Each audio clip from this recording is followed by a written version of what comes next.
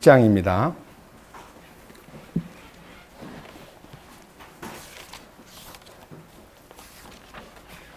히브리서 10장 26절 말씀에서 31절까지 말씀을 봉독하겠습니다.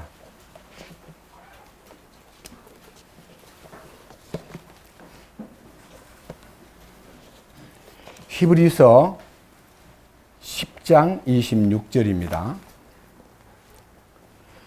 우리가 진리에 관한 지식을 받은 뒤에 고의로 죄를 지으면 다시는 죄들로 인한 희생물이 남아있지 아니하고 대적들을 삼킬 심판과 불같은 경로에 대하여 두렵게 기다리는 어떤 일만 남아있느니라.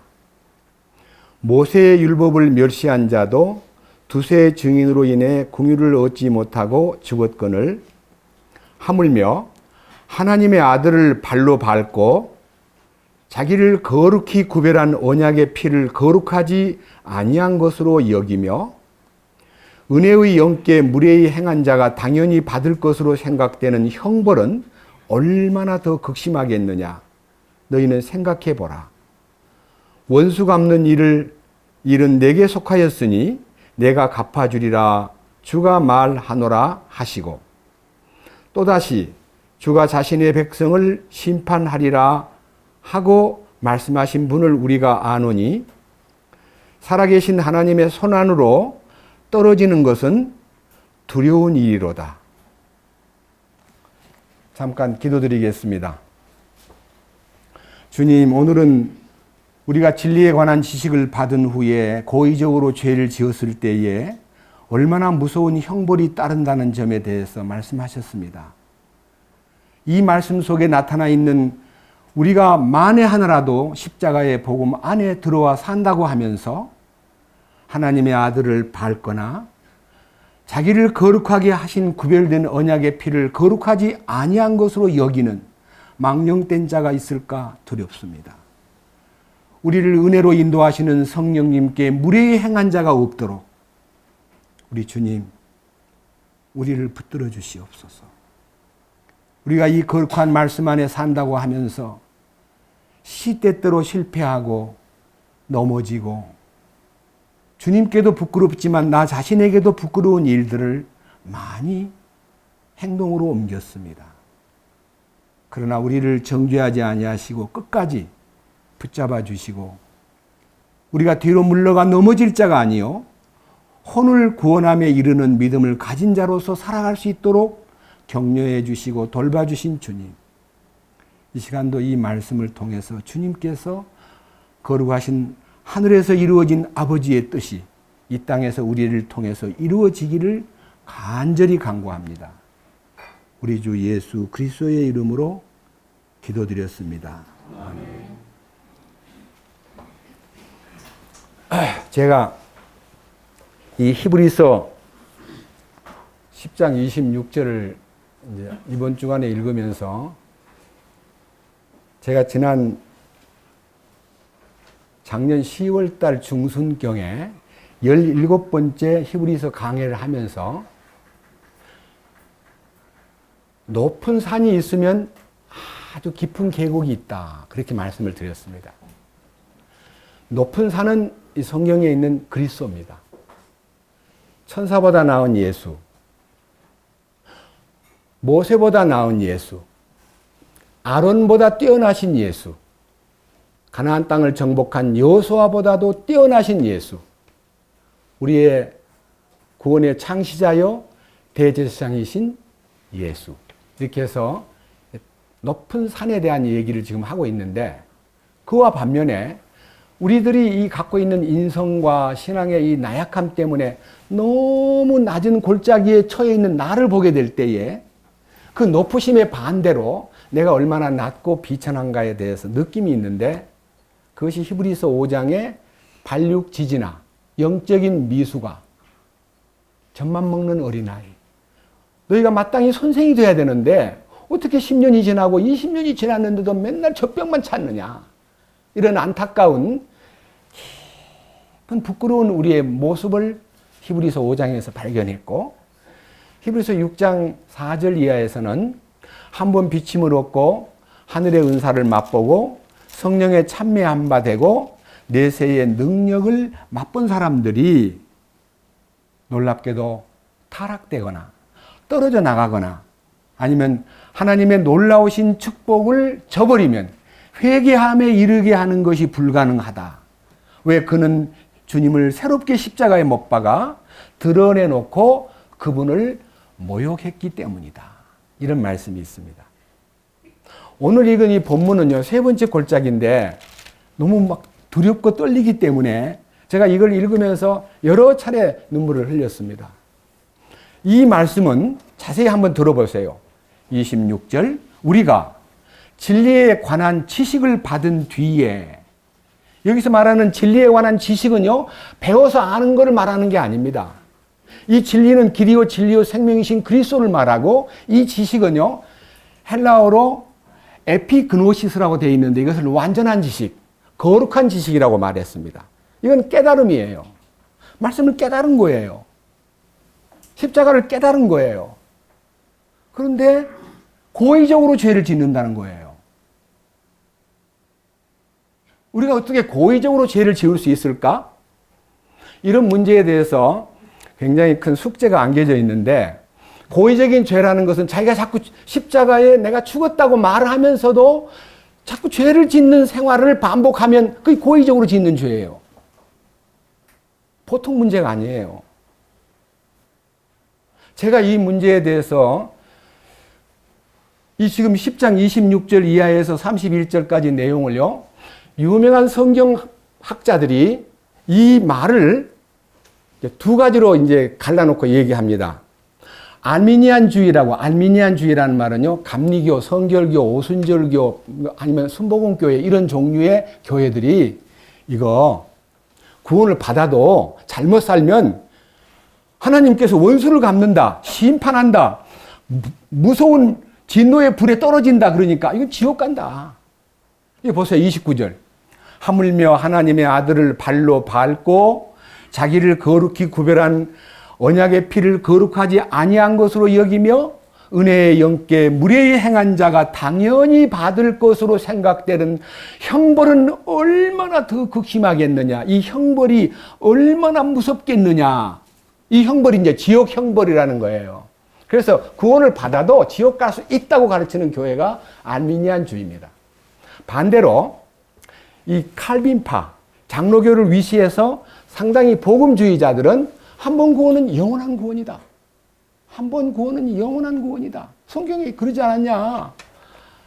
내가 저에게 영생을 주노니 영원히 멸망치 아니할 터이요. 저희를 내 손에서 빼앗아갈 자가 없다고 하지 않았더냐. 우리를 우리 주 예수 그리스도의 사랑에서 끊을 자가 누구냐고 말하지 않았더냐. 절대로 구원받으면 절대로 지옥 안 간다. 맞습니다. 그런데 여기 나타나는 이 내용은 이 두 개의 극단적 주의의 중용을 취하고 있는 복음주의자들 중에서 성경을 바로 아는 사람들에게 필수적으로 통과해야 될 중요한 과제입니다. 자, 먼저 이제 성경을 놓고요. 이 말이 갑자기 태어난 말이 아니기 때문에 여러분에게 이 10장 26절에 대해서 다시 한번 이제 읽어보겠습니다. 우리가 진리에 관한 지식을 받은 뒤에 고의로 죄를 지으면 다시는 죄들로 인한 희생물이 남아있지 아니하고, 제가 이 성경을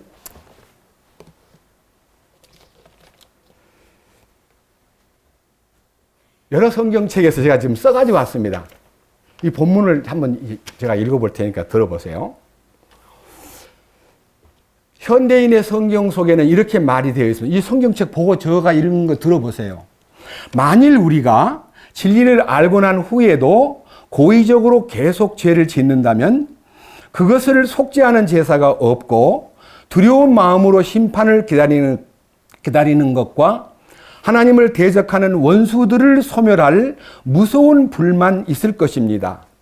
모세의 법을 어긴 사람도 두세 증인만 있으면 동정의 여지가 없이 사형을 받았는데 하물며 하나님의 아들을 짓밟고 자기를 거룩하게 한 언약의 피를 깨끗이 아니한 것으로 여기고 은혜를 주시는 성령님을 모욕한 사람이 받을 형벌이 이제 더 무겁지 않겠습니까? 이렇게 이제 물었습니다. 자세히 들어보세요.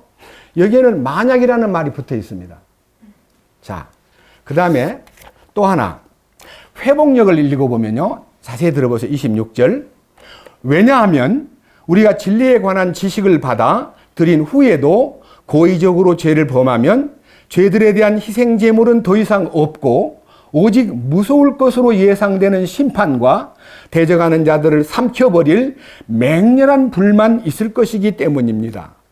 모세의 율법을 무시한 사람은 그 누구라도 두세 증인이 증언만 있으면 동정을 받지 못하고 죽는데 하물며 하나님의 아들을 짓밟고 자기를 거룩하게 해준 언약의 피를 하찮은 것으로 여기며 은혜의 영을 모욕한 사람은 얼마나 더 심한 형벌을 받게 될 것인지 생각해 보십시오. 마지막 공동번역, 천주교하고 기독교가 함께 번역한 성경책 봅니다.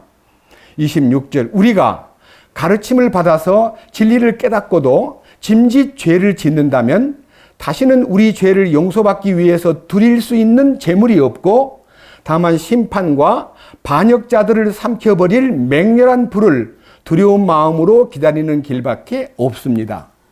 모세의 율법을 무시한 자도 두세 증인만 있으면 용서 없이 사형을 받습니다.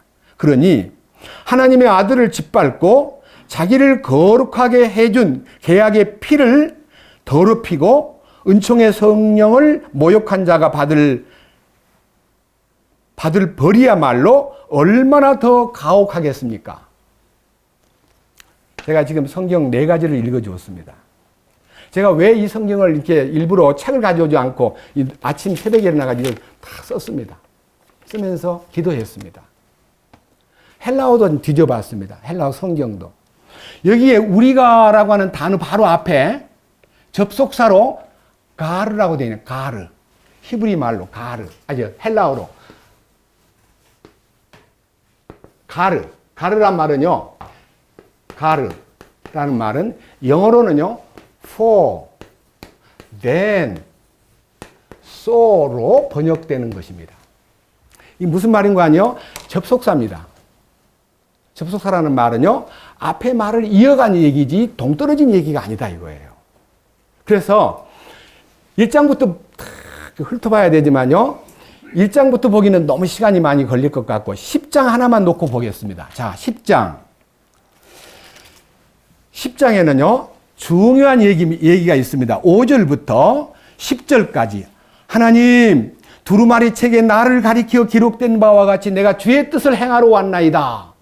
모든 구약적인 예배와 희생과 번제물, 속죄제물, 소제물, 많은 제사가 있지만 그것으로는 사람을 온전케 하지 못하기 때문에 내가 이제 하나님의 뜻을 완성하러 왔나이다. 그 완성하러 오신 예수님께서 십자가에서 다 이루었다고 말씀하심으로 인하여 10절, 10장 10절 바로 이 뜻으로 말미암아 예수 그리스도의 몸이 단 한 번 영원히 드려짐을 통해 단 한 번 영원한 효능을 가진 십자가의 효능으로 말미암아 우리가 뭐하게 되었습니까?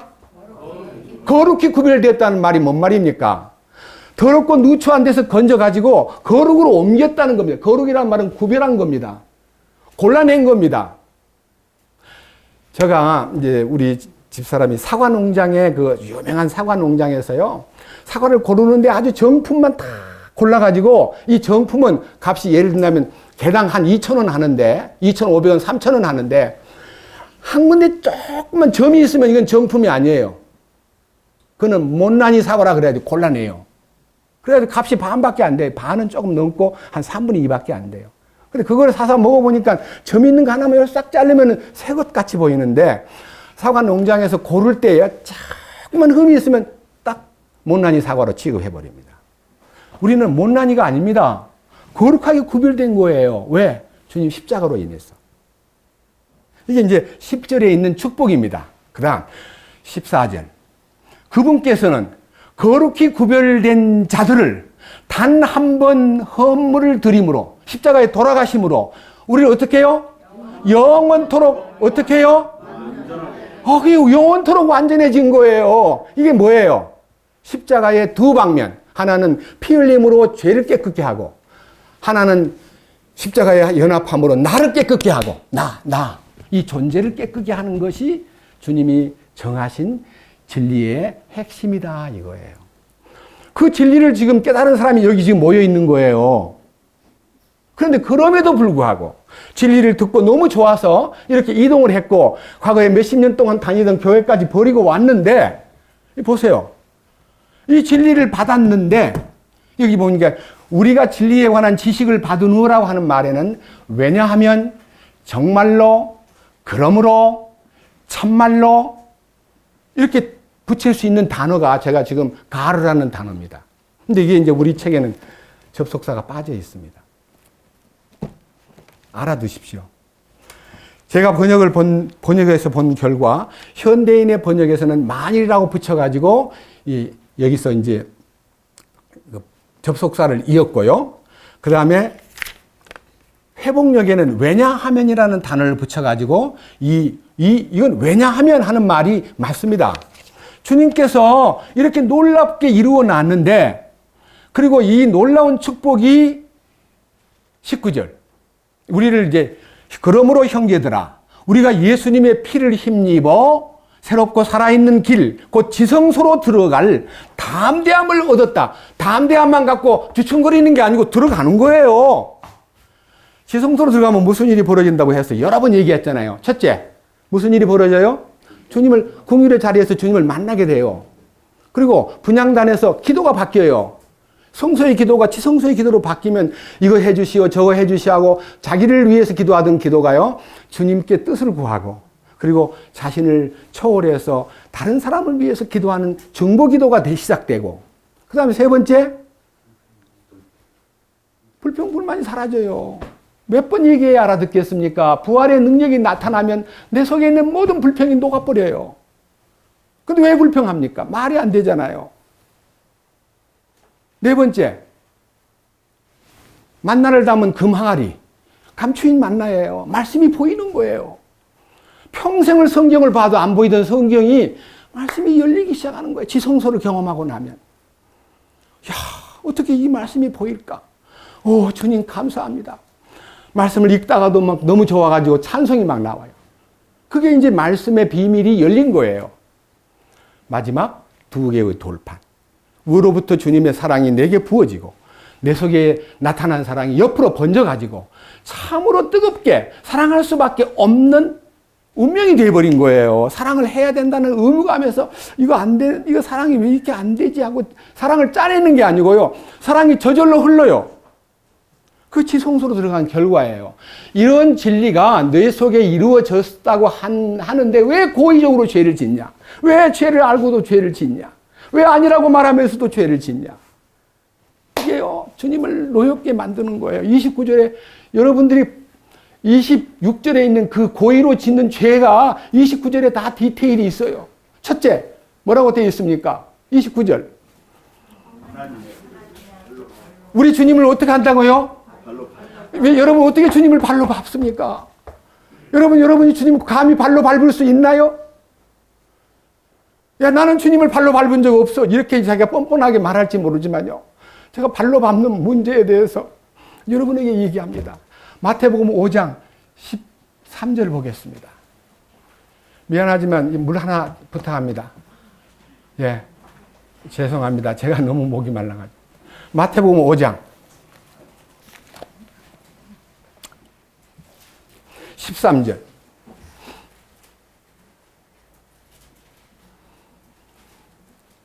우리 같이 보겠습니다. 다 같이요. 13절 하나만 보면 딱 뭐가 밟히는 것이 뭔가를 알게 됩니다. 다 같이요.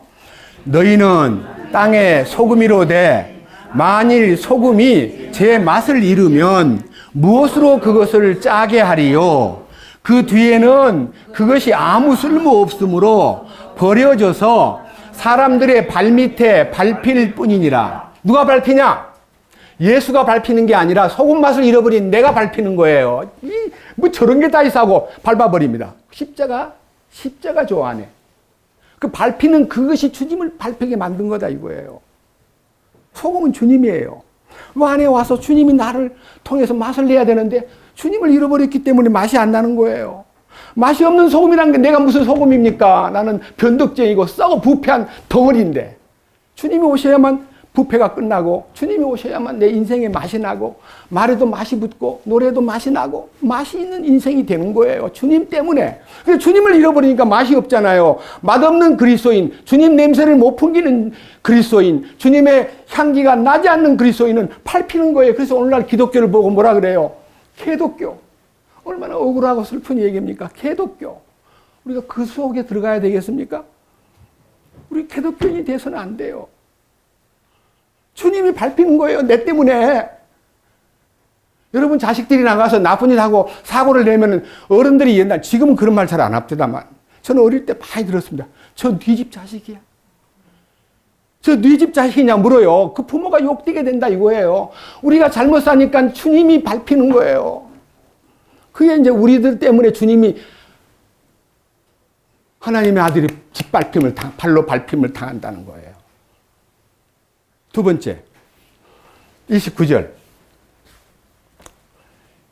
히브리서 10장 29절입니다. 하물며 하나님의 아들을 발로 밟고 자기를 거룩히 구별한 언약의 피를 거룩하지 아니한 것으로 여기며 자기를 거룩히 구별한 언약의 피를 거룩하지 아니한 것으로 여기며라는 말이 뭔 말입니까? 예수를 믿는 사람이 아까 우리가 히브리서 10장 10절에서 주님의 돌아가심으로 우리가 영원히 거룩하게 구별되었다는 것과 그 다음에 구별된 사람들이 영원하게 완전하게 되었다는 이 축복이요. 그날 이후로 우리들에게 마음의 기록이 되고 생각 속에 기록이 된 이 거룩한 진리를 제대로 수행하지 않으면 거룩히 구별한 언약의 피를 욕되게 만든다 이 말이에요. 저한테 어떤 분이 전화가 왔어요. 형제님, 십자가를 내가 분명히 믿는데 왜 자꾸 성질이 나지요? 난 십자가를 분명히 믿고 있는데 왜 내 안에 미움이 자꾸 나오지요?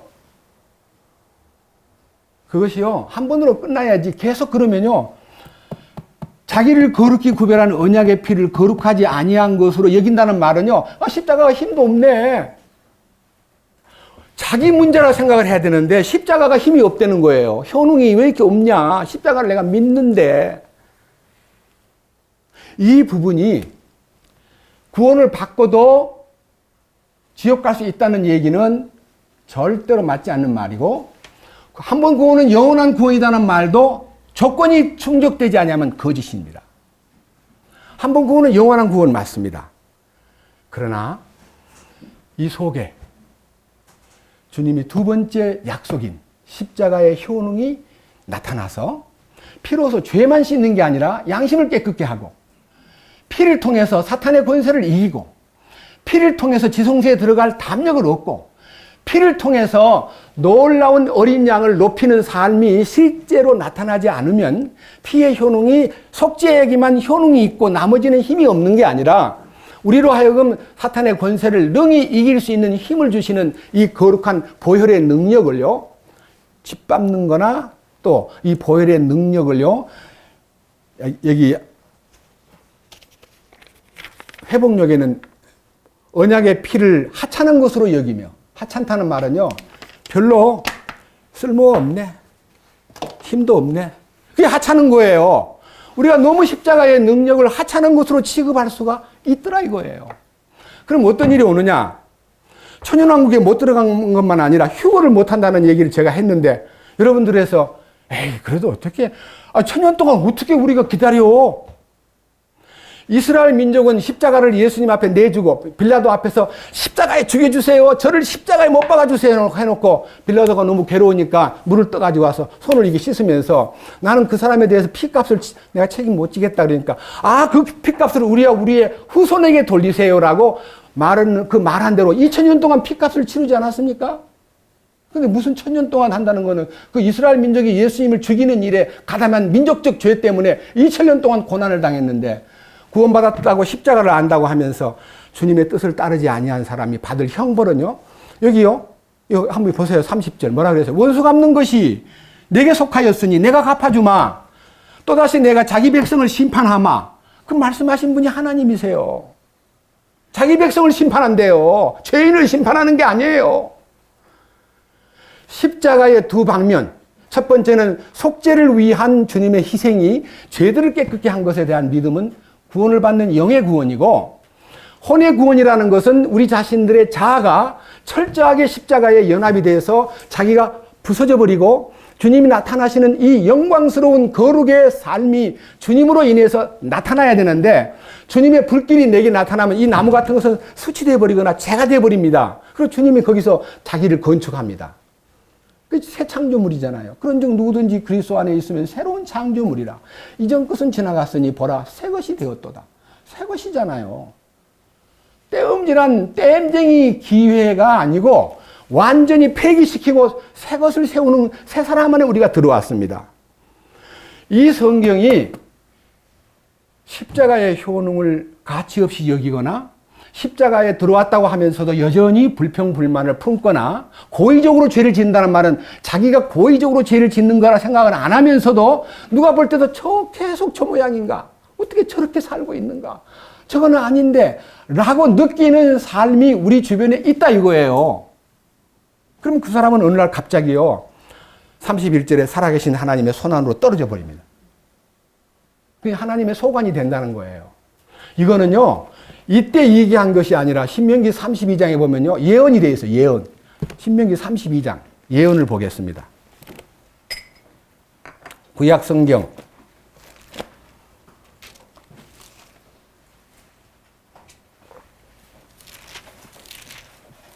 273페이지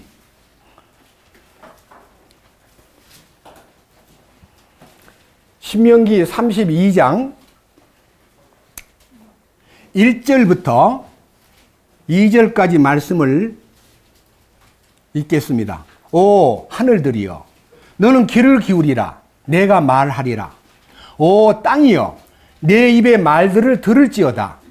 내 교리가 비처럼 내리며 내 말이 이슬처럼 맺히되 연한 채소 위에 내리는 가는 비와 풀에 내리는 소나기 같으리니 이는 내가 주의 이름을 널리 알릴 것이기 때문이라. 너희는 우리 하나님께 위대함을 돌릴지어다. 그 다음 10절 그분께서 여러분들을 사막 땅에서와 피폐함이 많은 부르짖는 광야에서 찾아내서 그를 인도하여 가르치고 자신의 눈동자와 같이 지키셨고 독수리가 자기 둥지를 휘저으며 자기 새끼들을 위해 너풀거리고 자기 날개를 펴서 새끼들을 받으며 자기 날개 위에 그것을 엎는 것 같이 주께서 홀로 그를 인도하셨고 그분과 함께한 이방신이 없었도다. 이렇게 놀라우신 이스라엘 민족사에서 나타난 얘기이지만 이건 전부 다 우리 개인에게 나는 사막에서 헤매든 광야에서 너무 목말라 하던 그런 나를 인도하여 교훈하시고 눈동자같이 지키시고 독수리 새끼 훈련시키듯이 훈련시키면서 나를 인도하신 주님, 그 주님을 제대로 받들어 섬기지 아니함으로 어떤 일이 나타나느냐. 18절 너를 낳은 반석을 네가 마음에 두지 아니하고 너를 지은 하나님을 네가 잊었도다. 주께서 그것을 보시고 그들을 몹시 싫어하셨으니 이는 그분의 아들 딸들이 그분을 경록해 하였기 때문이라. 이에 그분께서 이르시되 내가 내 얼굴을 그들에게 숨기고 그들의 종말이 어떠한가 보리라 하셨으니 이는 그들이 심히 거역하는 세대요 믿음이 없는 자녀들이기 때문이라. 그들이 하나님이 아닌 것으로 나를 움직여 질투하게 하였고 자기들이 헛된 것들로 내 분노를 일으켰으니 나도 백성이 아닌 자들로 그들을 움직여 질투하게 하며 어리석은 민족으로 그들의 분노를 일으키리라. 내가 분노하는 가운데 불이 일어나 가장 낮은 지옥까지 태우고 땅과 땅의 소출을 소멸시키며 산들의 기초들도 불붙게 하리라. 내가 그들 위에 재앙을 무더기로 쌓으며 그들에게 내 화살을 쏘리로다. 그들이 굶주림으로 불타며 뜨거운 열기와 쓴 파멸로 삼켜 지리로다. 이 얘기는요, 이스라엘 민족의 운명을 얘기합니다. 그러나 히브리서 10장 26절의 말씀과 똑같은 얘기입니다. 보십시오. 35절. 원수 갚는 일과 보복하는 일은 내게 속하였으니 그들의 발이 정한 때에 미끄러지리라. 그들의 재앙의 날이 가까우므로 그들에게 닥칠 일들이 속히 일어나리라. 이는 주께서 자신의 백성을 심판하시며 그들이 권능을 떠나가고 갇힌 자나 남은 자가 없음을 보시고 자신의 종들로 인하여 뜻을 돌이키실 것이기 때문이라. 그분께서 말씀하시기를 그들의 신들이 어디 있으며 그들이 신뢰하던 그들의 반석이 어디 있느냐. 그들의 희생물의 기름을 먹고 그들의 음료 헌물의 포도즙을 마신 자들 곧 그들이 일어나 너희를 돕게 하고 너희 보호자가 되게 하라. 이제는 나하고 내가 그인 줄을 알라. 나와 견줄 신이 없도다. 내가 죽이기도 하고 살리기도 하며 상하게도 하고 낫게도 하나니 내 손에서 능히 건져낼 자가 없도다. 이 말이 무슨 말이냐? 하나님은 35절에 원수 갚는 일과 보복하는 일은 내게 속했다. 내가 그 일을 하리라. 그 다음에 36절에 주께서 자신의 백성을 심판하리라. 이것이요, 히브리서 10장 26절부터 31절까지 내용을 축약한 겁니다. 우리가 예수를 믿기는 믿는데요, 어설프게 믿으면 안 됩니다. 예? 진리의 지식을 받은 후 고의적으로 죄를 지으면 정말 십자가의 효능이 나타나지 않습니다. 예? 피의 능력이 나타나지 않습니다. 공급이 중단돼 버립니다. 저는 이 부분에 대해서요, 이걸 좀 더 세밀히 이걸 추구하기 위해서 이걸 지금 한꺼번에는 지금 개괄적으로 얘기했지만요, 여기에 이제 하나 가지고 여러분 포인트를 찾겠습니다. 히브리서 10장 26절입니다.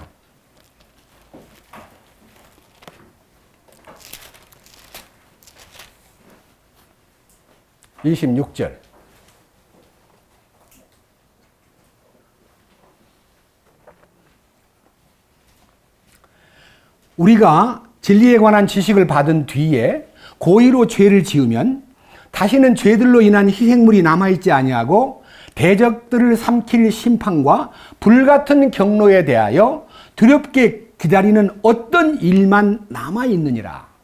모세의 율법을 멸시한 자도 두세 증인으로 인해 긍휼을 얻지 못하고 죽었거늘 하물며 하나님의 아들을 발로 밟고 자기를 거룩히 구별한 언약의 피를 거룩하지 아니한 것으로 여기며 은혜의 영께 무례히 행한 자가 당연히 받을 것으로 생각되는 형벌은 얼마나 더 극심하겠느냐. 너희는 생각해 보라. 이게 너무 광범위하기 때문에 제가 오늘은 26절에 있는 우리, 그 우리가 누구냐.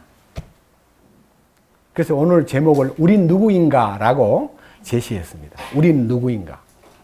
제가요, 이 히브리서 이 1장에서부터 13장까지를요, 꼼꼼히 체크하면서 이 우리라는 단어가 몇 번 들어있는가를 세보니까 92번이 들어있습니다. 100번에서 8개 부족한 92번 들어있는데, 그 우리가 누군가? 그 우리가 사도 바울을 포함한 히브리인들입니다. 그럼 이 히브리서가 사도 바울과 히브리인을 위한 것만 됐다 그러면 이건 뭐 우리가 읽을 필요가 없죠. 그런데 이 말씀은요, 구약의 모든 히브리인들의 그 시대적 환경을 물론 중심으로 해서 말씀을 부어놓고 그것이 온 세상 만민들에게 전파되어야 될 필요가 있기 때문에 지금 여기 계신 여러분들도 그 우리 속에 포함되어 있다는 것을 잊지 마십시오. 자, 그 우리가 어떤 우리인가를 1장부터 보겠습니다. 1장 1절. 자, 이제 첫 번째 우리가 누군가 봅시다.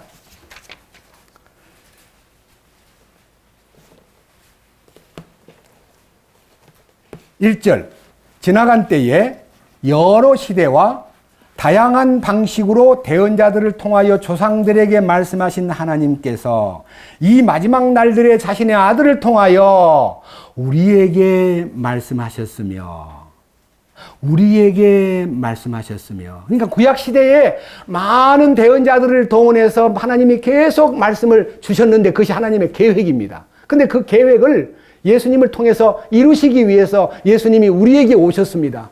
유대 처음에 오셔가지고는 내가 온 것은 잃어버린 이스라엘 땅에 잃어버린 양을 위해서 왔다 그랬고, 가나안 여자가 도움을 구할 때 자녀의 떡을 빼앗아 개들에게 줄 수 없다고 말해놓고도 많은 이방인들이 몰려올 때 그들을 용서하고 품어주고 깨끗게 하는 역사를 하셨습니다. 그리고 성령이 너희에게 임하시면 너희가 권능을 받고 예루살렘과 유대와 사마리아와 땅 끝까지 이르러 내 증인이 되리라고 말씀하셨기 때문에 사도 바울을 통해서 로마서 사도행전 28장 끝부분에 보면요, 로마까지 들어가서 그 로마를 바꿔버리는 역사가 세계 중심인 정치, 경제, 환경, 문화 모든 것의 중심지인 로마를 뒤집어 버렸습니다. 312년에 로마가 기독교를 국교화시키고 기독교를 받아들임으로써 세계에 이 복음이 확산되었습니다. 하나님의 목적은 세계 땅끝까지입니다. 그렇기 때문에 이 히브리서를 유대인에게만 국한된 것으로 읽으면요, 은혜를 못 받습니다. 아, 이건 모세 얘기야. 이건 아론 얘기야. 여호수아 얘기야. 아, 이건 다윗 얘기지. 아, 다 유대인 얘기야. 그럼 마태복음도 우리 읽을 필요가 없습니다. 근데 우리 주님은 마태복음 28장에서 마지막, 하늘과 땅의 모든 권세를 내게 주셨으니 너희는 가서 모든 족속으로 제자를 삼아, 모든 민족으로 내 제자를 삼아 아버지와 아들과 성령의 이름으로 침례를 주고 내가 너희에게 분부한 모든 것을 가르쳐 지키게 하라. 주님의 계획입니다. 이스라엘 민족이 목표가 아닙니다. 이스라엘 민족을 통해서 세계 모든 족속들을 구원하기 위한 하나님의 계획이라는 걸 알기 때문에 그 십자가가 유대 민족만 위한 십자가냐 이거예요. 아니잖아요. 자, 여기 보세요. 이제는 그 모든 것을 통해서 말씀하신 하나님이 3절. 하나님의 영광의 광채시요 그분 자체의 정확한 형상이시며 자신의 권능의 말씀으로, 이제 개혁에는 만물을 붙드시는 하나님이라 그랬는데 여기서는 모든 것을 떠받치시는 하나님이라 그랬어요. 여러분, 그 모든 것을 떠받친다는 말은요, 우주를 붙들고 있다는 거예요, 말씀으로. 이 말은 창조자께서 가만히 그냥 두루누워 계시는 게 아니라 여전히 창조된 이 세상의 모든 우주 만물을 운행하고 계시는 거예요. 그분께서, 우주를 창조하시고 운행하시는 그분께서 뭐라 그랬어요? 아들을 통해서, 그 아들께서 친히 우리의 죄들을 정결하게 하신 뒤에, 우리의 죄가 히브리인들의 죄만 우리입니까? 여기 계신 여러분은 우리 속에 들어있지 않습니까? 나도 들어있구나. 우리의 죄들을 정결하게 하신 분께서 높은 곳에 계신 존엄하신 분의 오른편에 앉아 계신다는 말은요, 지금 만왕의 왕으로 통치권을 행사하고 계신다는 것입니다. 그래서 우리 각자의 심령에 왕국의 지점을 만들어가지고 그 왕국의 통치권이 우리 마음속에서 이루어지는 것이 주님이 우리를 향하신 통치권의 유효한 통치 방법이다 이거예요. 그래서 하늘나라는 여기 있다 저기 있다 하지 않고 너희 안에 있느니라. 하나님의 나라는 먹는 것과 마시는 것이 아니요 오직 성령 안에서 의와 평강과 희락이라. 이 속에 하나님의 의가 오고 평화가 오고 기쁨이 오는 것이 하나님이 통치권을 나타내는 증거다 이거예요. 아까 어떤 어머니들이 앉아가지고 형제님 어찌는 우리들은 이렇게 늘 기쁘지 않습니까? 형제님 얼굴은 항상 화나네요. 제가 쇼하려고 자매들 앞에서 웃는 게 아닙니다. 제가 가게에서 일할 때도 웃고 일합니다. 버스 타고 갈 때도 웃으면서 갑니다. 왜? 너무 감사하니까. 우주를 창조하신 그분이 우주를 운행하시고 그 위대하신 조물주께서 나를 관심하다니, 나에게 관심을 보이다니 얼마나 감사한가. 그래서 주님만 생각하면 웃음이 나오고 희망이 생기고 행복하더라 이거예요. 제가 아까 엄마들한테 얘기했습니다. 저는 초등학교 5학년 우리 선생님 안정구 선생님을 잊을 수가 없습니다. 1, 3, 4학년 때 선생님들은 다 저한테 관심을 안 보여주었습니다. 근데 그 선생님은 저를 관심을 갖고요. 학교에 오면 아버지 잘 계시냐? 네. 머리를 이렇게 쓰다듬으면서 잘해.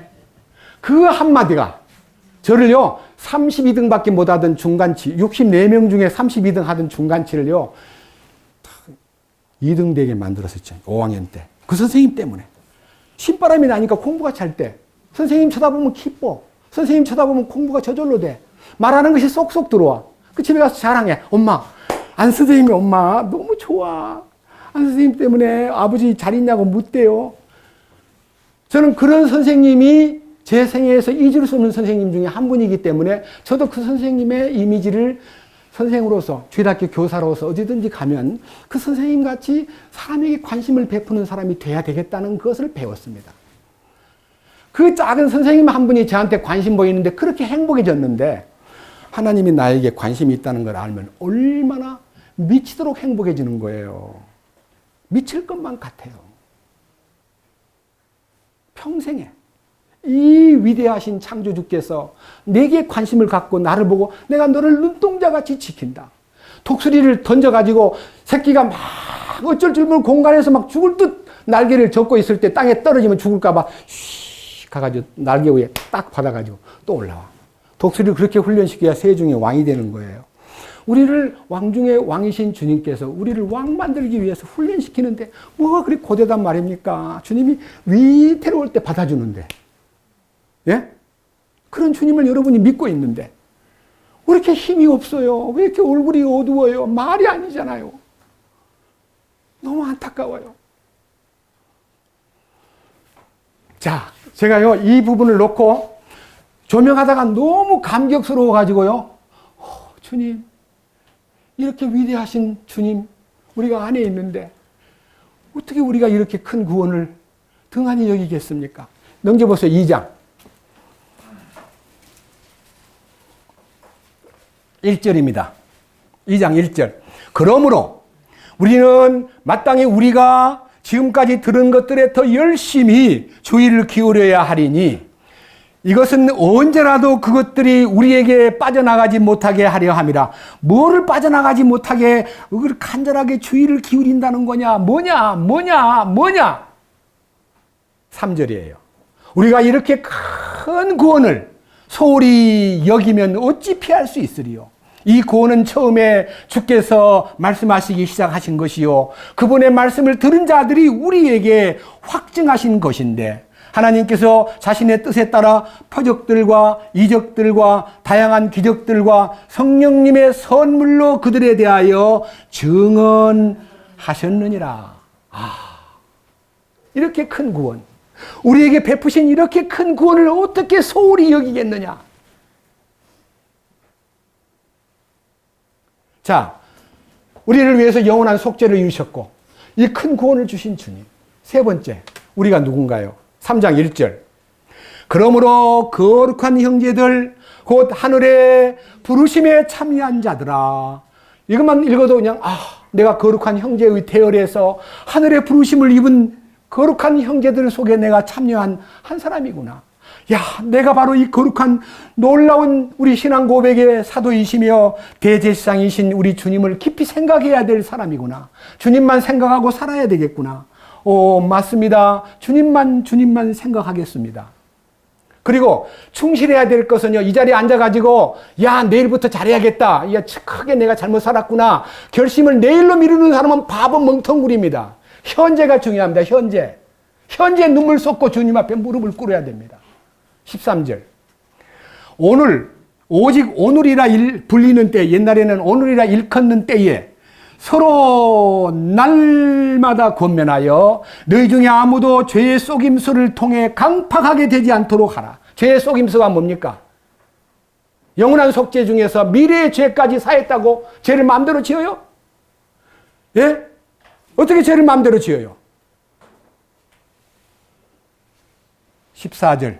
우리가 우리의 확신의 시작을 끝까지 확고히 붙들진데 우리는 그리스도와 함께 참여하는 자들이 되었느니라. 우리들이 거룩한 부르심에 합당한 사람으로 부름을 받았다는 것이 실제라면 우리는 이제 장망성을 떠났습니다.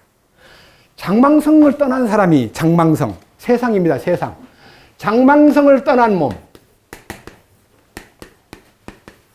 장망성을 떠났다는 말은 장차 멸망할 도시, 세상입니다. 여기를 떠났어요. 그럼 어디로 갑니까? 새 예루살렘을 바라보고 신천신지를 바라보고 우리는 순례자로 떠났습니다. 떠난 사람이 왜 자꾸 뒤돌아봅니까? 왜 세상을 사랑합니까? 왜 세상 것을 만집니까? 갈 길도 바쁜데. 어떻게 생각하십니까? 장망성을 정말 떠났습니까? 우리 안에 지금 이 교제 가운데 같이 있는 사람들 중에도 아직도 장망성을 떠났다고 말은 해놓고 장망성 가서 막 가던 길을 멈추고 장망성에 가서 뭐 노름하고 앉았는 거예요. 허화시에 들어가서 막 구경하고 있는 거예요. 뭐가 좋은 거 있나? 우리는 떠난 사람들입니다. 세상을 떠난 사람들입니다. 이것이 자기 안에 아멘으로 화답이 되고 맞다. 난 떠났구나. 그리고 돌아볼 것이 없구나. 이제는 내가 오직 전진만 있구나. 주님께로 가는 길이 내게 남은 과제구나. 그래서 푯대를 향하여 전진하는 사도 바울의 간증처럼요. 오직 주님만 바라보고 가는 것이 우리 삶이 되어야 되는 거예요. 그 다음 보십시오. 너무너무 중요한 성경입니다. 한 장 넘겨가지고요. 이제는 제가 이제 4장으로 갑니다. 4장 14절로 갑니다. 그런즉 우리에게 위대하신 대제사장 곧 하늘들로 들어가신 하나님의 아들 예수님이 계신 줄 알므로 우리가 우리의 신앙 고백을 굳게 붙들자. 우리에게 계신 대제사장은 우리의 연약함의 감정을 몸소 느끼지 못하시는 분이 아니요 모든 점에서 우리와 똑같이 시험을 받으셨으되 죄는 없으신 분이시니라. 그러므로 우리가 긍휼을 얻고 필요한 때에 도우시는 은혜를 얻기 위하여 은혜의 왕자에 담대히 나갈 것이라. 우리가 이제 우리 연약함이 나타나요.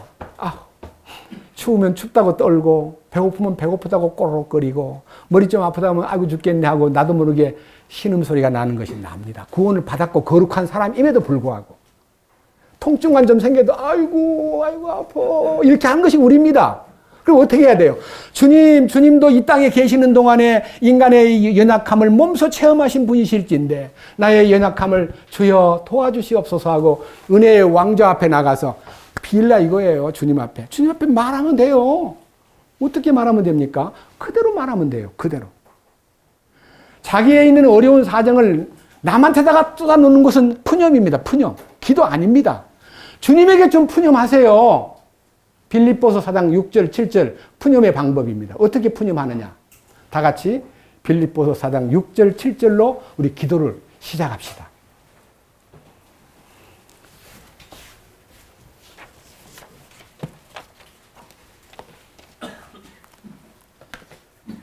빌립보서 4장 6절로 너무너무 유명한 성경이기 때문에 벌써 많이 알려졌긴 했는데 저도 한번 같이 읽고 싶습니다.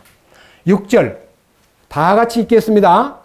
아무것도 염려하지 말고 오직 모든 일에서 기도와 간구로 너희가 요청할 것들을 감사와 더불어 하나님께 알리라. 자, 여기에 무슨 생활 가운데서요. 어떤 아쉬울 때만 하나님, 괴롭고 힘들 때만 하나님 이러지 말래요. 여기 뭐라 그랬어요? 모든 일에서 염려와 걱정은 내려놓고 기도와 간구로 요청할 것이 있으면 감사와 더불어. 왜? 감사할 일이 얼마나 많아요. 하나님께 어떻게 하라고요? 알리는 게 그렇게 어려워요? 말을 잘해야 돼요? 여러분, 우리 어린애 키울 때요. 방에서 쪼그리고 앉아가지고, 아빠! 그래서, 뭐냐. 방에서 똥을 쌌어요. 그 아빠 부르면, 이놈 자식이 방에다 똥을 쌌어. 그러지 않아요. 아이고, 너 얼마나 급해서, 화장실도 못 갔구나. 여기 얼른 잡아가지고, 닦아주고, 치워주고, 목욕시켜주는 것이 부모 아니에요? 부르면 돼, 주님을. 주님, 나 이런 처지에 있습니다. 내가 이렇게 난처한 일을 당하고 있습니다. 내가 정말 곤란합니다. 내가 너무나 아파요. 그러면 주님이 오셔가지고 다 돌봐주신다니까요. 왜 그 주님을, 그 다음에 7절 뭐라고 했는가 보세요. 7절. 다 같이요. 그리하면 모든 이해를 뛰어넘는 하나님의 평강이 그리스도 예수님을 통해 너희의 마음과 생각을 지키시리라. 그리하면이라는 성경이 나오면요. 아이고 이거는 하나님 소관이구나 하고 나는 책임이 없는 거예요. 하나님이 책임지겠다는 뜻이에요. 내가 할 일은 그냥 알리는 거예요. 그럼 그리하면 네의 이해와 네 모든 이해와 생각을 네 마음의 생각을 뛰어넘는 하나님께서 너희 모든 것을 다 지켜주마 약속했어요. 이 약속을 따르는 것이 신앙생활이에요. 제가 이거 히브리서 12차례에 걸쳐가지고 우리가 누구인가를 지금 선포하고 있는데 설명이 길면 여러분 앞에 제한이 되니까요. 이제 6장으로 가겠습니다. 6장. 히브리서 6장.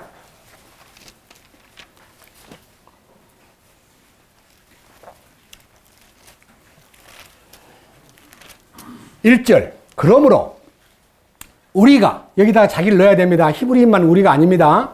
그리스도의 교리의 기초 원리를 떠나 완전함으로 나아가서, 그러니까 우리들에게 요구하시는 하나님 아버지의 뜻은 네 기초에 머물러 가지고 맨날 거기서 허덕이지 말고 완전함으로 나가라. 그러면 주님께서 이루어 주신다. 이 완전함으로 나아가는 일은요, 3절에서 하나님께서 허락하시면 우리가 이것을 하리라.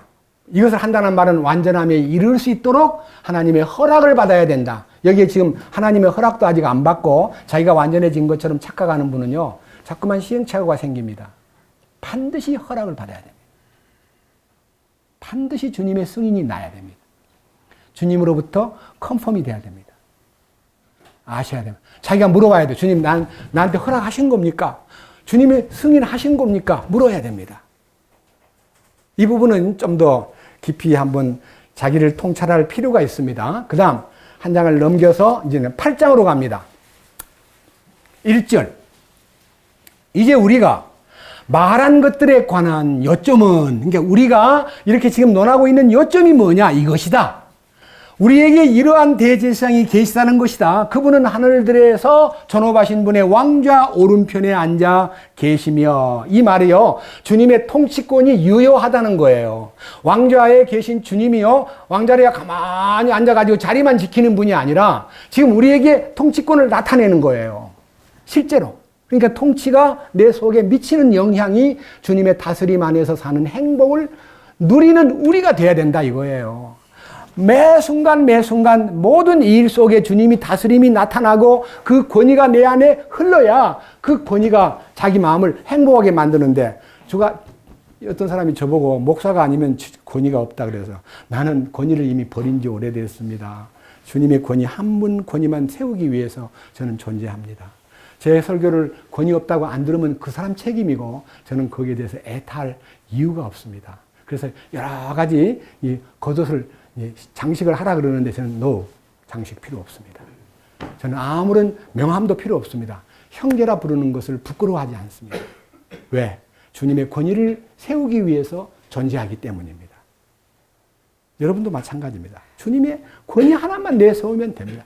왕이신 주님을 참으로 경외한다면 그분의 권위를 내세우는 일이 우리가 할 일입니다.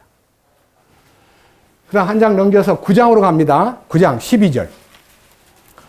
자, 이제 우리 또 보겠습니다. 9장 12절. 염소와 송아지의 피가 아니라 자기 피를 힘입어 단 한 번 거룩한 곳에 들어가사, 따라해 보시죠. 우리를 위하여 영원한 구속을 얻으셨느니라. 또 다른 방법으로 한번 따라해 보십시오. 우리를 위하여 영원한 속죄를 이루셨느니라. 영원한 속죄라는 것은 단순하게 죄들만 속죄한 게 아니고 죄까지 속죄했습니다. 죄들은 자범죄고 죄는 뿌리입니다. 원죄입니다. 자범죄만 용서해놓고 다 됐다 그러지 않고 우리의 속에 있는 죄까지도 다 영원히 속죄하셨습니다. 그 주님의 피의 효능입니다. 제사함만 생각하는 거예요, 바보같이. 그뿐만 아니라 거기에 더 전진해가지고 24절. 그리스도께서는 손으로 만든 거룩한 처소들, 땅에 있는 지성소들, 곧 참된 것의 모형들 안으로 들어가지 아니하시고 하늘 그 자체 안으로 들어가사 이제 우리를 위하여 하나님 앞에 나타나시느니라. 그러니까 지성소에 들어가신 예수님이 우리를 불러들이기 위해서, 하나님 다 이루었습니다. 휘장은 갈라져 버렸습니다. 그들을 다 데리고 옵니다. 사실은 주님의 몸이 바로 교회이기 때문에 주님이 지성소 안으로, 하늘 지성소 안으로 들어갈 때 우리가 같이 들어간 거예요. 그러잖아요. 예수님 머리고 우리는 그의 몸이니까. 그 몸에 우리가 있는 거예요. 그 몸에. 예수님의 그 몸에. 예? 부활하기 전에는 육신으로 계실 때는 예수님이 제자들 안으로 들어갈 수가 없습니다. 육신이기 때문에. 근데 부활하신 주님은 뭐예요? 시간과 공간과 물질의 제한을 받지 않으신 초월자요 4차원 이상의 분이기 때문에 항상 그들 안으로 떡을 먹던 엠마오의 제자들 속에 쑥 들어갔다가 그들이 예루살렘에 가가지고 간증을 하니까 거기서 쑥 나타나셨다가 그게 뭐예요? 들어가고 나오는 것이 자유로운 분이 되신 거예요. 주님 우리 안에 오시는 것은 바람같이 호흡같이 공기같이 성령으로 역사하는 것은 전부 다 하나님의 푸뉴마에 속한 영이시기 때문에 우리 형상이 없는 주님의 능력이 우리 안에 마음껏 공급이 됩니다.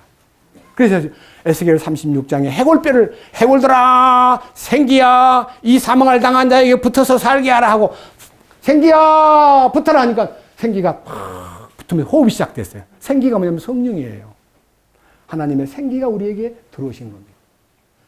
호흡이 시작된 거예요. 성령의 능력으로 하나님의 생명의 호흡, 여의 호흡이 시작된 거예요.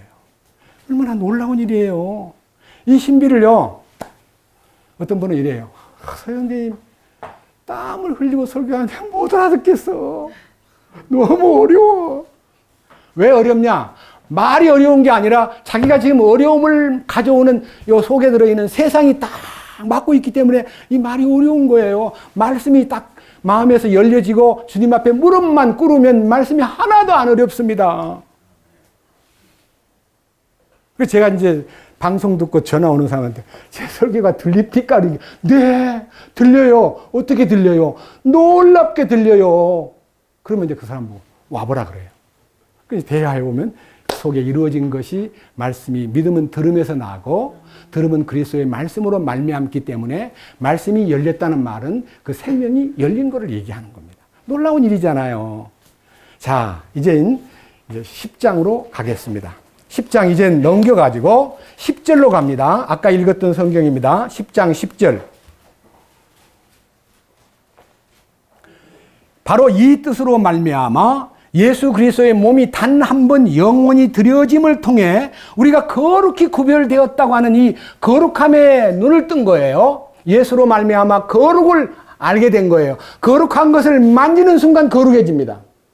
자, 여기에 대한 얘기를요 하기 위해서 성경을 먼저 한번 보고 좀 더 세부적으로 말씀을 올리겠습니다. 본문 히브리서 10장 28절입니다. 뭐라고 되어 있냐면요. 모세의 율법을 멸시한 자도 두세 명의 증인으로 인하여 공유를 얻지 못하고 죽었거늘. 이제 다른 성경에서요. 이 부분에 대한 얘기를요. 제가 좀 솔직하게 여러분들에게 이해시켜 주기 위해서 읽어 보겠습니다. 지금 읽은 이 얘기는요. 30절에 관련된 얘기입니다. 30절. 모세의 율법을 무시한 자도 두세 증인만 있으면 용서 없이 사형을 받습니다. 막 죽여버리는 거예요. 모세의 법을 범한 사람을 두세 명의 증인만 세우면 죽여버리는 법이 있습니다. 이게 고범죄예요, 고범죄. 근데 여기서, 그럼 다 죽잖아요, 그러면. 다 죽으니까 법을 주님이 세우셨어요. 레위기 4장 보겠습니다. 레위기 4장. 구약 성경 저 앞으로 가가지고요. 창세기, 출애굽기, 레위기 4장.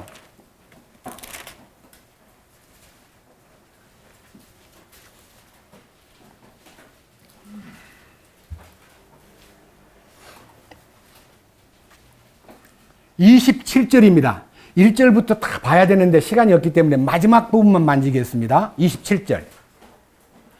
만일 보통 사람들 중에서 어떤 사람이 알지 못하여 죄를 짓되, 알지 못하고 죄를 지었어요. 근데 마땅히 행하지 말아야 할 것들을 주의 명령들 중에서 하나라도 어기고 조금이라도 유죄가 된 경우에, 이게 알지 못하고 죄를 지은 것이 유죄예요, 유죄. 하나님이 하지 말라는 걸 한 거예요. 그러면 뭐라 그러세요? 28절. 자기가 지은 죄를 알게 되거든. 죄를 지은 것이 딱, 내가 죄를 지었네. 큰일 났네. 그러면 이제 죄가 발견되거들랑 그는 자기가 지은 죄로 인하여 흠없는 암염소를 자기 헌물로 가져다가 그 헌물의 머리에다가 안수를 하고 번제 헌물을 잡는 장소에서 그 죄 헌물을 잡을 것이요. 제사장은 손가락으로 그것에 피를 찍어 번제 헌물 제단의 뿔들에 바르고 그것의 피 전부를 제단 밑에 쏟으라. 또 그는 그것의 모든 기름을 화평 헌물의 희생물의 기름을 취하는 것 같이 취할 것이요. 제사장은 그것을 제단 위에 태워서 주께 향기로운 냄새가 되게 할지니. 따라해 보십시오. 제사장이 그들을 위하여 속죄할 터인즉 그가 용서를 받으리라. 그러니까요, 여기 레위기 4장에는 여러 케이스 바이 케이스로요, 이 처음에는 13절에 회중이 죄를 짓거든, 이렇게 말했고, 그 다음에 22절에 치리자가 알지 못하고 죄를 지었거든, 25절에 제사장이 27절에 보통 사람이 죄를 지었거든, 여러 가지 죄 지은 케이스 바이 케이스로 죄를 깨달는 순간에 짐승을 잡아서 피를 흘림으로써 용서를 받고 사면을 받았습니다. 그 다음 5장 보십시오. 5장. 이 5장 내용이 더 세밀하기 때문에 읽어보겠습니다. 5장 1절. 만일 어떤 혼이 맹세하는 소리를 듣고 자기가 본 일이나 안일의 증인이 되었으면서도 그것을 말하지 아니하고 죄를 지으면 그는 자기 불법을 담당할 것이요. 만일 어떤 혼이 부정한 것, 즉 부정한 짐승의 사체나 부정한 가축의 사체나 부정한 기는 것들의 사체를 만지면 비록 그 일이 그에게 드러나지 아니하였을지라도 그는 또한 부정하며 유죄가 되리라. 만일 그가 사람의 부정한 것, 즉 무엇이든지 사람을 더럽게 하는 부정한 것을 만지면 비록 그 일이 그에게서 드러나지 아니하였을지라도 그가 그것을 알게 될 때에는 유죄가 되리라. 만일 어떤 혼이 입술로 말하여 악을 행하리라 하든지 선을 행하리라 하든지 사람의 맹세로 무엇을 말하든지 바로 그 일이 그 자에게 드러나지 아니하였을지라도 그가 그것을 알게 될 때에는 이 일 중 하나에서 유죄가 되리라. 이 일들 중에 하나가 유죄가 되면 그는 자기가 그 일에서 죄를 지었다고 자백할 것이요. 자기가 죄를 지은 죄로 인하여 주께 범법 헌물을 가져오되 양이나 염소떼에서 어린 양 암컷이나 염소 새끼 암컷을 가져다가 죄의 헌물로 드릴 것이요. 제사장은 그의 죄에 대해 그를 위하여 속죄할지니라. 그 다음 10절. 둘째 것은 관례대로 번제 헌물로 드릴지니 그가 지은 죄로 인하여 제사장이 그를 위해 속죄한 즉 그가 용서받으리라. 그러니까요, 여러 가지 헛맹세를 하고 증인을 안 서주려고 거짓말을 하고 또 거짓말로 증인하고 부정한 짐승을 만지고 다른 행동을 했는데 나중에 그 죄가 드러나면은 반드시 제물을 바치면 용서를 받고 씻어진다 이거예요. 이 하나님이 정한 죄를 해결케 하는 길입니다. 근데 케이스 바이 케이스로 그렇게 하던 일들을 예수님이 오셔서 단번에 영원히 거룩함을 이루셨고 완전하게 하셨다는 겁니다. 그런데 모세의 율법을 범한 사람 중에서 가차없이 증인 2-3명만 세우면 죽여버리는 일이 많이 있었습니다. 어떤 일인가 보여드리겠습니다. 자, 이제 민수기로 넘어갑니다.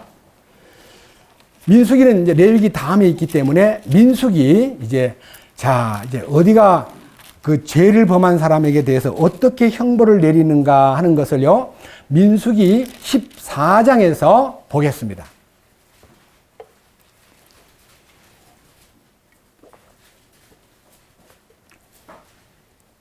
민수기 13장은요, 12명의 각 지파의 대표를 뽑아가지고 가나안 땅을 정탐하고 오너라고 보내놨는데 돌아와가지고 놀랍게도 막 악평을 하고 막 가면 망한다. 우리는 거기 가면 죽는다. 우리는 거기 가면 우리는 완전히 메뚜기다. 그들은 너무너무 거인들이더라 하고 이 10명이 나쁜 보고를 함으로써 백성들이 감염이 돼가지고 밤새도록 운 거예요. 보세요. 14장 1절. 이에 온 회중이 목소리를 높여 부르짖으며 그 백성이 그 밤에 울었더라. 이스라엘 모든 자손이 모세와 아론에게 불평하며 온 회중이 그들에게 이르되 우리가 이집트 땅에서 죽었더라면 좋았으리라. 우리가 이 광야에서 죽었더라면 좋았으리라. 어찌하여 주께서 우리를 이 땅으로 데려가 칼에 죽이려 하는가. 우리 아내와 자녀들이 탈취물이 되리니 우리가 이집트로 돌아가는 것이 낫지 아니하랴 하면서 우리가 대장 한 명을 세우고 이집트로 돌아가자. 이렇게 이제 미친 짓이 벌어졌습니다.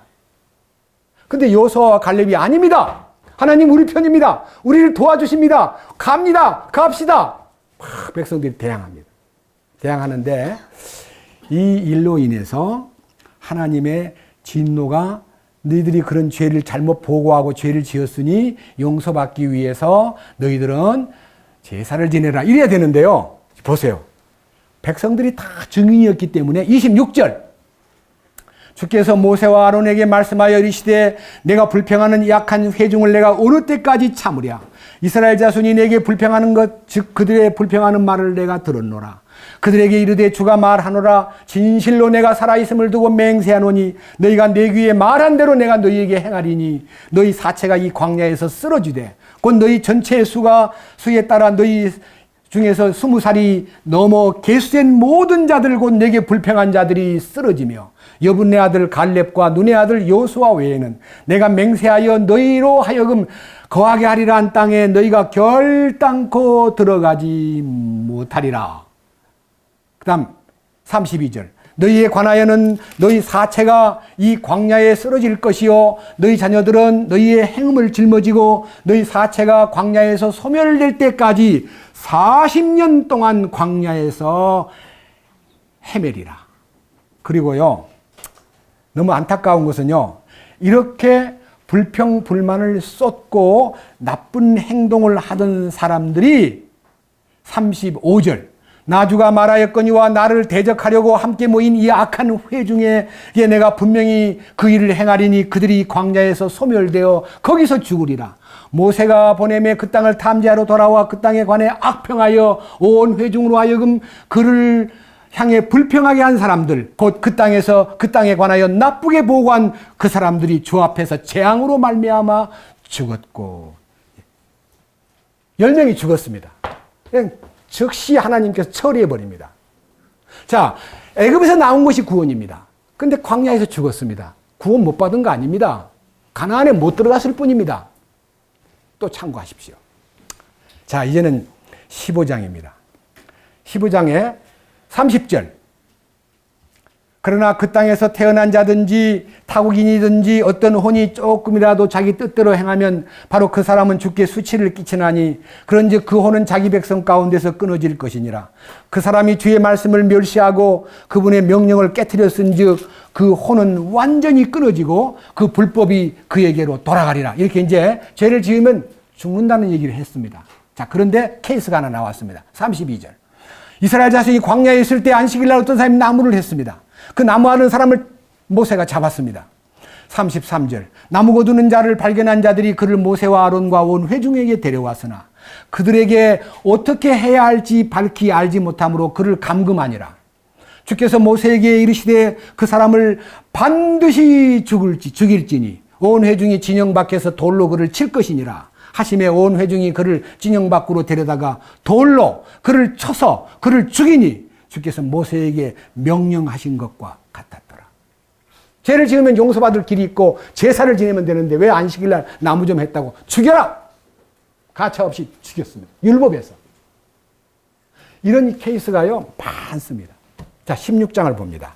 자, 고라와 다단과 아비람이라는 이 사람들이 당을 지어서 250명을 데리고 250명도 촌뜨기가 아니고요 아주 힘 있는 통치자들. 보세요. 2절 이스라엘 자손이 어떤 자들과 함께 모세 앞에 일어났는데 이들은 회중 안에 유명하여 명성이 있는 자들이요 이름이 있는 자들이요 지파에 속한 250명의 통치자들이더라.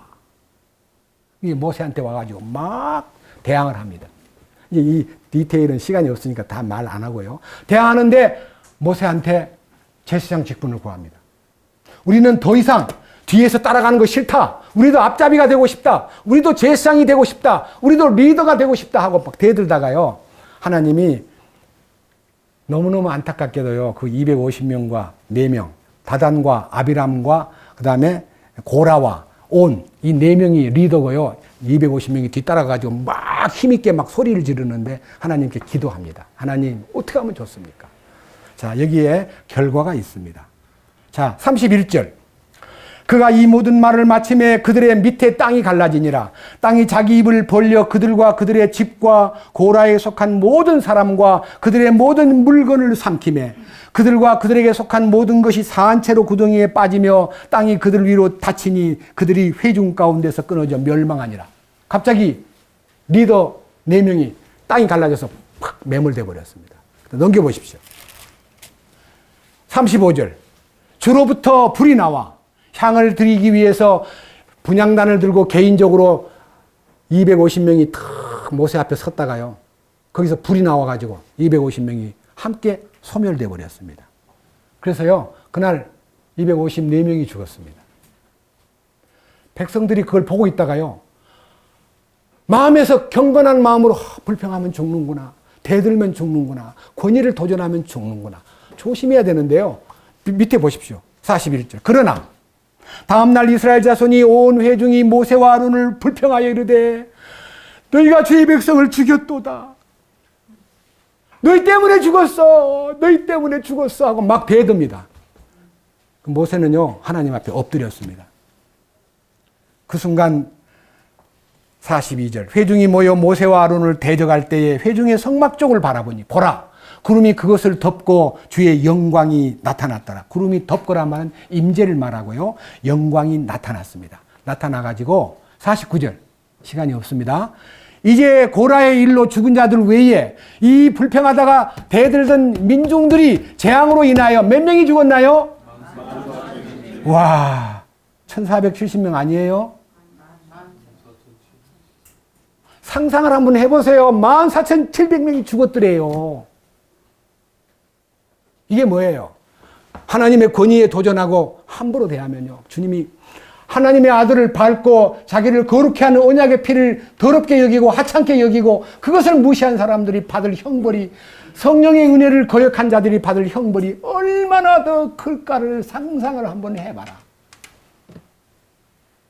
그것이 마태복음에 저를 바깥 어둠에 내 던져라, 저를 영광로 불에다가 꺼지지 않는 불에다가 던져라 하는 그 영광로 불이라는 것이 구원받았는데 십자가를 통과하지 아니한 사람들이 받을 엄청난 대가입니다.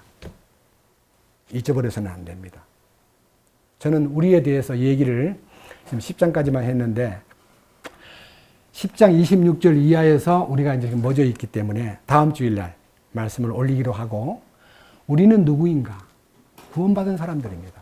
십자가에 연합한 사람들입니다. 거룩함에 동참한 사람들입니다. 지성소를 경험한 사람들입니다. 우리는 우리의 신분과 우리의 위치를 지켜야 됩니다.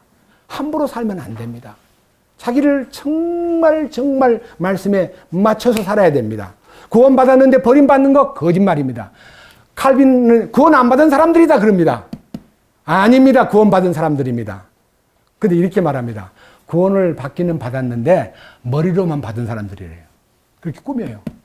영원한 구원이 있는데 왜 저 버림을 받냐? 그 사람은 구원을 가짜로 받은 사람들이야 그러는데 가짜로 받은 사람들은 아닙니다. 구원을 받았는데 십자가에 연합하지 아니한 사람들입니다. 무섭습니다. 우리 주변에 십자가를 안다고 하면서 십자가의 능력에 연합 안 하는 사람들이 너무나 많습니다. 우리는 그들을 위해서 기도할 깊은 책임을 느낍니다. 우리는 누구입니까? 하나님의 거룩한 백성들입니다. 하늘의 부르심을 입은 거룩한 무리 속의 일원입니다. 장망성을 떠나서 영광스러운 당신이 예비한 나라를 향해서 진행하는 순례자들입니다. 주님을 찬양합니다. 주님 감사합니다. 오늘도 말씀을 통해서 우리가 누구인가를 조명했습니다. 결단코 구원받은 사람은 버림받지 않음을 믿습니다. 그러나 십자가에 연합하지 아니한 사람은 가혹한, 자기를 거룩케 하는 언약의 피를 부정한 것으로 여기고 하찮게 여기고 성령을 욕되게 하고 그리고 예수님을 밟는 행동을 했기 때문에 그를 진노의 경노의 불로 심판하리라 하신 말씀을 생각할 때에 그리스도의 심판대가 얼마나 경노한가를 알게 하여 주시옵소서. 우리로 하여금 진실로 죄에 대하여 죽고 의에 대하여 사는 변화된 인격을 갖고 주님을 나타내는 우리 되게 하여 주시옵소서. 십자가에 연합했다고 하면서 아직도 옛사람을 지니고 사람들의 마음속에 문제를 일으키는 어떤 사람도 우리 가운데 없도록 주여 이끌어 주시옵소서. 우리 주 예수 그리스도의 거룩하신 이름으로 기도드렸습니다.